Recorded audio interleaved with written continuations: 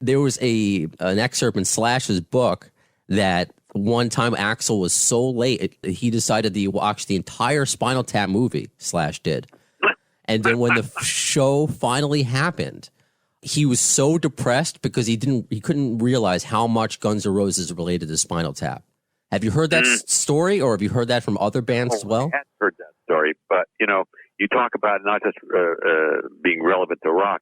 I've had classical musicians come up to me and say they take the video or the DVD or whatever form it's in on the bus when they're traveling because it relates to their life too. It's really the life in music. The particular form the music takes doesn't seem to, I've had country artists tell me that as well down in Nashville, where they all live apparently. So yeah, I mean, I think we hit something and I think the reason was because we were obviously trying to make a funny movie, but we were trying to make a movie that was true.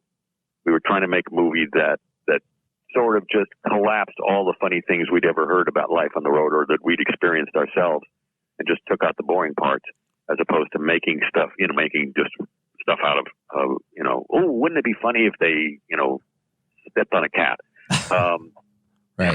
Just real stuff. And I think the reality of it is what makes it relatable to people in fields of music far, far from heavy metal or hard rock.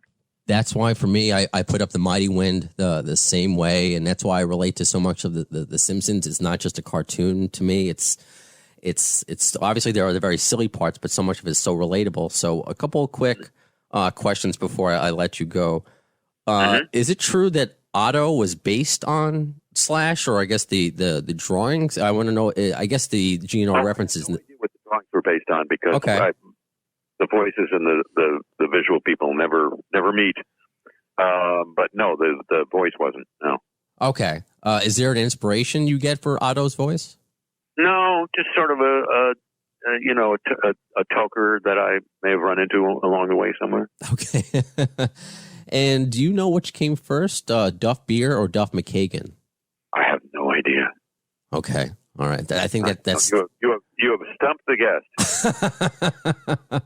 And one, because I have one more, and you don't have to say it, because there was a story that came out years ago when Spinal Tap played Wembley Stadium for the Freddie Mercury Tribute concert, and somebody in GN'R played a trick by pulling, I don't know if it was your amp out or... Nigel. It was Nigel. And you don't have to say it now, but do you know who may or may not have done that? Our keyboard player knows. Okay. Okay. He'll be next on my guest list then. Yeah, no, I mean, I don't want to pass on a rumor. To me, it's a rumor. Okay, understood.